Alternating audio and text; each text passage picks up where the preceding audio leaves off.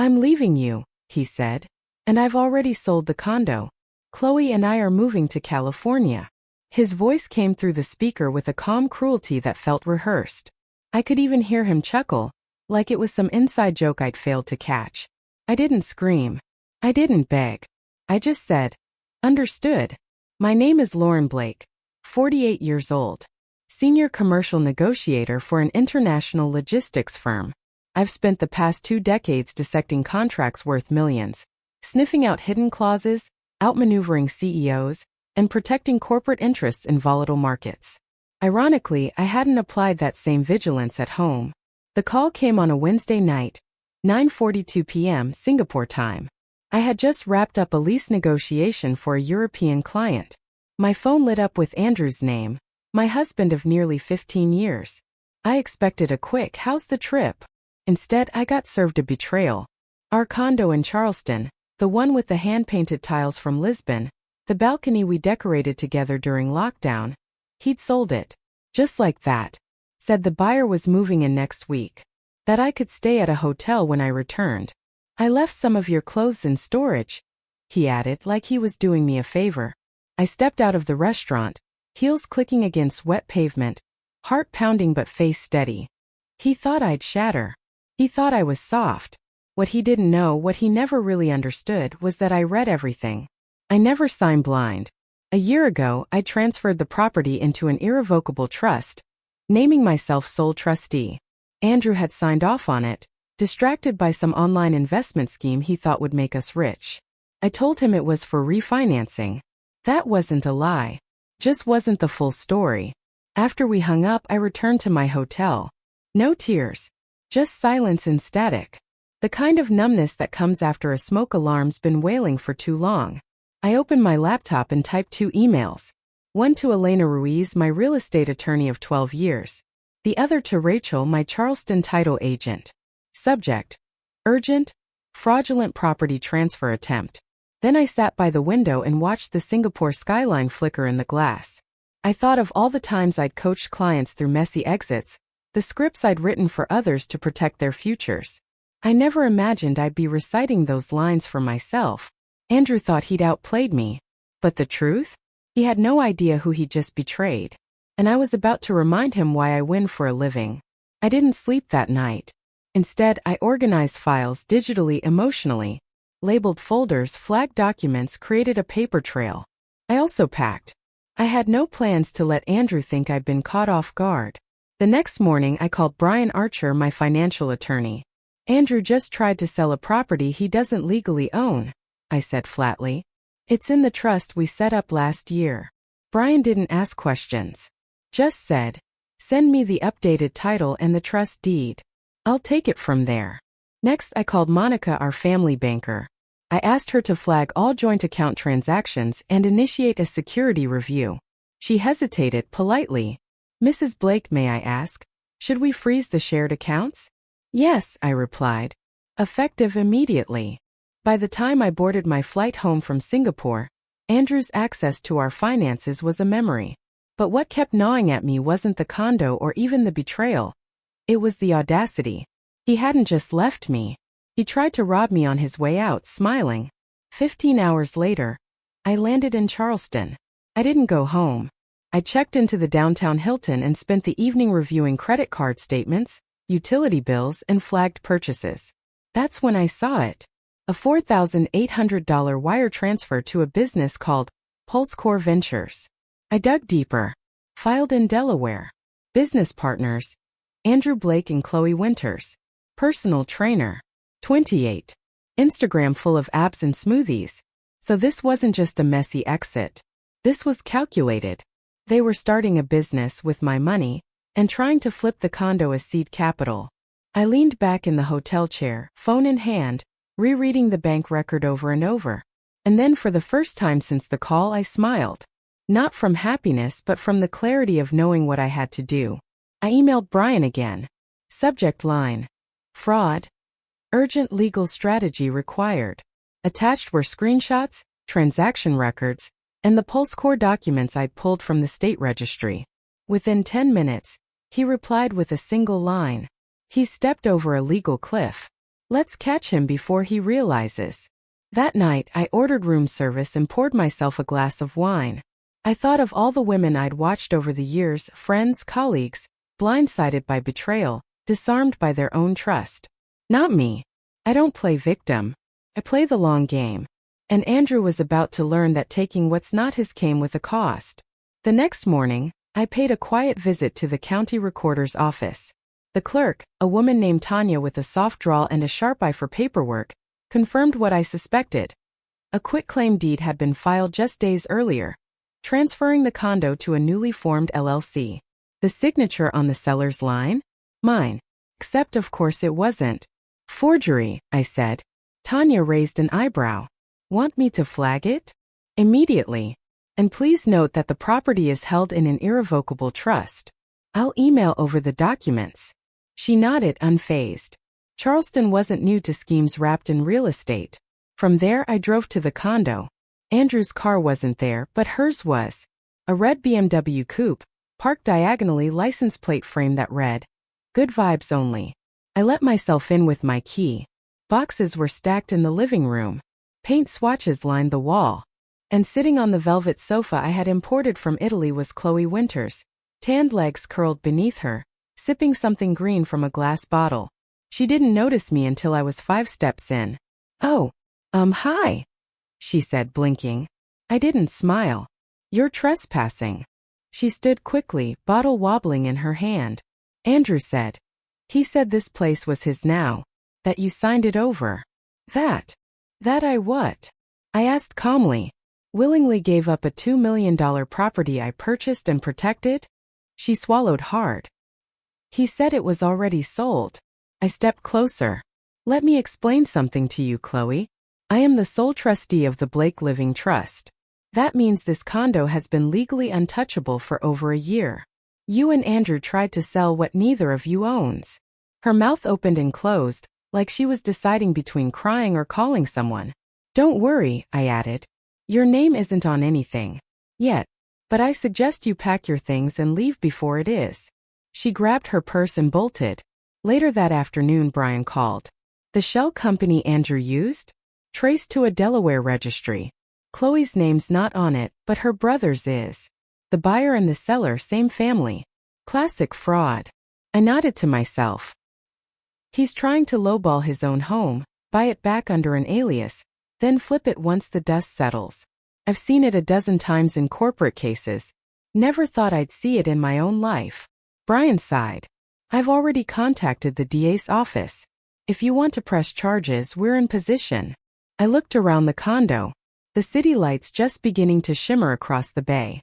The scent of jasmine from the terrace garden drifting in through the French doors. I want to give him a choice, I said. A clean exit or a legal reckoning. You sure? Brian asked. Yes. But he needs to know I'm not bluffing. Because Andrew thought I was the quiet type. What he forgot was, quiet doesn't mean weak. I didn't rush home. I wasn't about to let a woman who'd blindsided me dictate my tempo. Instead, I returned to Charleston with the precision I'd honed in boardrooms for 2 decades. Before boarding the flight, I'd already looped in my attorney Elena and our financial advisor Mitchell Crane. The trust documents were double-checked. Vanessa's unauthorized sale flagged with the county recorder's office, and Rachel, my title specialist, had put every closing agent in the region on notice. By the time my plane touched down, Vanessa's fraudulent transfer was legally dead in the water. I didn't tell her I was coming. I rented a car at the airport, declined the complimentary water, and drove straight to the condo, the one she thought she'd sold. It was late afternoon when I parked in front of the building. A silver BMW sat in my usual spot. As I assumed, I took the elevator up to the penthouse, keycard still active of course. Voices echoed from inside before I even reached the door. Hers and a male one laughing casual, as if this were already their place. I walked in. Vanessa froze mid-laugh, wineglass in hand. Her sundress was new. So was the man beside her, tall, tan and smug. Lauren, she said, caught but trying to appear composed. You're early. Apparently not early enough, I replied. Eyes scanning the open boxes labeled keep and donate. This is Kyle, she added unnecessarily. He offered a hand. I ignored it. I trust you've enjoyed your fantasy, I said, setting my briefcase down on the marble island. But unfortunately for you, it ends here. Vanessa's expression shifted from confident to confused. Lauren, the papers have already been signed. The sale is final. No, I corrected her. You attempted to sell a property you don't own. The condo was transferred into a trust last year. You signed off on it, remember? During that refinancing packet you barely skimmed. Kyle blinked. Wait, I thought you owned this place? I do, I said flatly. Legally and irrevocably. Vanessa moved toward me, her voice rising. You tricked me. No, I said calmly. You underestimated me. I pulled out a folder and handed it to her. Inside were the trust papers, the block title transfer notice, and a letter from my attorney. This is ridiculous, she hissed. You're being vindictive. No, I said. I'm being precise. The way I've always been. Kyle mumbled something about stepping outside. I didn't stop him. Once we were alone, Vanessa dropped the mask. What do you want, Lauren? I want what's mine, I said. The property. The equity. The dignity you tried to steal. And I want you out by the end of the week. You can't do this, she said, but her voice was faltering. I leaned in just slightly. Watch me. Then I picked up my briefcase, walked out, and shut the door behind me. Some people call it revenge. I call it protecting what I built. The next morning, I met with Elena and Mitchell in her office overlooking the Charleston Marina. The air smelled of salt and clean lines, fitting for the kind of clarity I was after. She's panicking, Elena said, scrolling through a chain of emails. Her so-called buyers, a Shell LLC registered under Kyle's brother. They were trying to lowball you. Flip the condo once you discovered the sale, and pressure you into a settlement. Mitchell added. And she's already drained $120,000 from your joint accounts over the last 6 months, disguised as travel expenses, business reimbursements, even a so-called design internship in San Diego. I closed my eyes, breathing through the heat rising in my chest. Can we recover the funds? Some of them, Mitchell said. We've already frozen the accounts. And since she moved the money during the marriage, there's legal standing to demand restitution in the divorce settlement. Elena slid a folder toward me. We've drafted 2 options. One's a straightforward no-contest divorce with repayment terms, property division, and a clause releasing you from liability for any of her business ventures. The other includes full litigation, with potential fraud charges. I skimmed the documents, my heart steady, my hands firm. Send her the first one. But let her know the second is ready to file if she so much as flinches. She'll go running to her sister's lawyer by sundown, Elena said with a dry smile. Let her, I replied. That night, I returned to the condo. The lights were off. Her car was gone. Only Kyle's BMW remained, along with a duffel bag left on the floor near the front door. I didn't touch it. I just stood on the balcony for a while, watching the harbor lights flicker across the water. My phone buzzed. A text from Vanessa. I saw the papers. You're really doing this. I typed back. You already did. I'm just finalizing it. 2 days later, Elena called. She wants to meet. Says she'll return the money and sign if we drop the fraud accusation. She's bluffing. She's scared. Good, I said. Set it up. The following afternoon, we met in Elena's office. Vanessa arrived in oversized sunglasses, no makeup, and a lawyer who looked about 12. She didn't speak much. Her attorney did most of the talking, offering half-baked explanations about misunderstandings and emotional distress. I let Elena handle it until the signatures were on the page. When it was done, Vanessa looked up at me for the first time. You really didn't love me anymore, did you? I didn't flinch. I did. Enough to build something with you. Enough to protect what we built. Even from you. And that was the last time we spoke. I walked out with my deed, my dignity, and something far more valuable. The quiet certainty of a battle won with grace and precision. 3 weeks passed. The condo was quiet again. Vanessa had moved out, finally collecting her remaining things via a moving service that never made eye contact or asked questions. I watched through the peephole as the last box was wheeled away. No drama. No final confrontation. Just silence. I changed the locks that evening. There was still a lingering trace of her, candles she forgot, the scent of her favorite perfume embedded in the closet. But day by day, the space was becoming mine again. I repainted the hallway, replaced the backsplash in the kitchen, had new linens delivered. I wasn't erasing the past, just recentering the future. Then came the call from Rachel, my title specialist. "You're going to want to see this," she said. I checked deeper into the LLC Kyle's brother used. Turns out it wasn't their first attempt at real estate fraud. There are 2 complaints already filed in Georgia. One involved a woman who lost her family home. The other, get this, was settled quietly with a non-disclosure agreement and a hefty fine. I stared at the email she forwarded. Same registration address. Same lawyer. Same paper trail. And Vanessa knew? I asked. "We can't prove that." But she had to suspect. It all made sense now, the rush to sell, the urgency, the casual cruelty. This wasn't just a love affair. It was a scheme. A slow siphoning of trust and capital disguised as a midlife awakening. Elena and Mitchell agreed. We needed to take further action. "This goes beyond a personal betrayal," Mitchell said. "It's financial misconduct, potentially coordinated fraud." I hesitated. Legal escalation meant headlines, noise, exposure. I'd spent a career avoiding those things, quietly protecting companies from risk, guiding billion-dollar deals through the smallest legal loopholes. But this wasn't business. This was my life. "Do it," I said finally, but quietly. That night, I sat on the balcony again, this time with a glass of Cabernet and a copy of The Art of War open on my lap. A gift from my father after my first big win at the firm. The greatest victory is that which requires no battle. I smiled at the line. Maybe I hadn't quite achieved that, but I was close. The next morning, Mitchell filed a confidential civil claim for damages against Kyle's LLC. We weren't just going to block future schemes, we were going to expose the pattern. By the end of the week, word had already spread. Vanessa's new boutique studio in San Diego? Delayed. Investors pulled out once whispers of litigation surfaced. Kyle?